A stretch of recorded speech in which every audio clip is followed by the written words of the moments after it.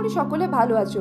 কেরালা ট্রিপের মাঝে ভাবলাম তোমাদের সাথে একটা অন্য ভিডিও শেয়ার করি। সেবার হায়দ্রাবাদে ওভারনাইট লেওভার ছিল, তো তাই এয়ারপোর্টে না বসে থেকে আমি ঠিক করি ঘুমানোর জন্য স্লিপিং পডে যাব। তো ওদের সিস্টেম হচ্ছে আওয়ারলি বেসিসে ওরা চার্জ করে। আমি 1300 টাকা দিয়ে 6 আওয়ার্সের জন্য একটা পড বুক করি। তো ফার্স্টে ঢুকেই ওদের সেপারেট সেকশনস ছিল, যেখানে লকার আছে, সেখানে জুতো আর লাগেজ রাখা যাবে। আর তারপর এক একটা সেকশনসে এরকম ওপর নিচ পডসগুলো ছিল। তো ব্যাপারটা ভীষণই কম্প্যাক্ট আর অর্গানাইজ। পডসগুলো ছোট হলেও তার ভেতরে সমস্ত রকমের অ্যারেঞ্জমেন্টসই আছে।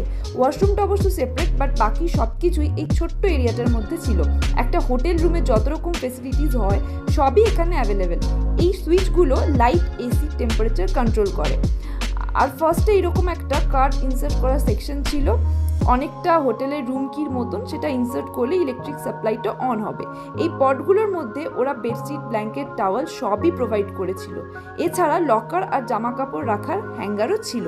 এই ভিডিওটা আমি এখানেই শেষ করলাম। তোমাদের ভালো লাগলে লাইক, শেয়ার অ্যান্ড সাবস্ক্রাইব করতে ভুলো না।